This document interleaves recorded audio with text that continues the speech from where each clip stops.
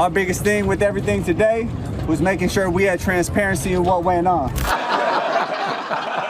Roger Goodell, all of them to stop running from the truth. Okay, I think we passed kneeling. Listen, I support our players speaking out. Now, to me, the name that comes to my mind is Jay-Z and Rock Nation. Colin Kaepernick has said it himself. He has been waiting patiently through the National Football League's coordinated denial of his services. Should Colin Kaepernick get an opportunity to play in the NFL? Only if he's good enough. Starting with Donald Trump mentioning the former star quarterback for his own political gain, drawing a line in the sand, and rallying his own loyal and at times bigoted supporters to stop watching NFL games. The plan worked. I know the owners. I know Bob Kraft. I know so many of the owners. It is true, Trump's record of being buddy-buddy with many owners has gone hand in hand with political donations to his campaign and the pull of the NFL hierarchy in his corner. 9 owners in all contributed, namely Jerry Jones, Jimmy Haslam, the late Bob McNair, Shad Khan, an immigrant from Pakistan, Stan Kroenke, Bob Kraft, Woody Johnson, Ed Glazer, and Dan Snyder.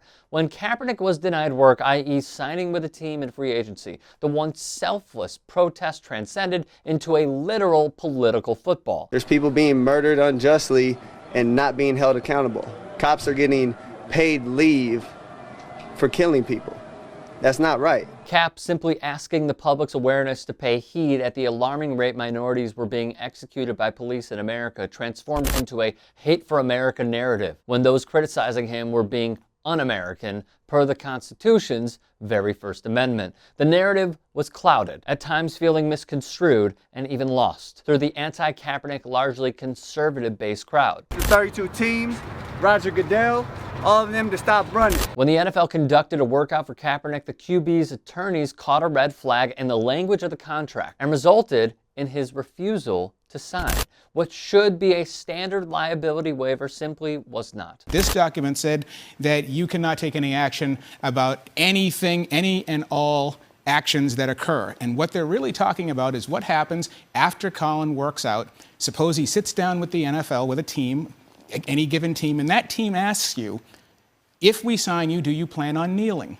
And if you say, and if Colin Kaepernick said, yes, I plan on kneeling, and then suddenly he doesn't get signed, then he has waived his right to take any action as a collusion lawsuit, because right then and there, that question is collusive. The NFL, again, attempted to dominate the public's conversation. We created that opportunity. It was a unique opportunity, a credible opportunity, and he chose not to take it. With Roger Goodell, the league's commissioner, playing defense and hoping to turn it into offense. He even had a writer for the Washington Post do good PR on his part and paint him in a glowing light. However, the damage was done. So when I see a headline like Colin Kaepernick to release a memoir and start a publishing company, or Colin Kaepernick to pen memoir through his new publishing house, it is of little surprise to yours truly. From John Elway spewing nonsense, to Jerry Jones going on Dallas Sports Radio, to the president weighing in, the commissioner crying foul, and Stephen A. Smith carrying the NFL's water on ESPN. There is an underlying theme with the NFL's continued blackballing of Colin Kaepernick.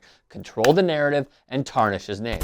Thus, Cap announced he will release a memoir through a new publishing company he has founded, Kaepernick Publishing. Throughout history, our stories have been manipulated, destroyed, and erased.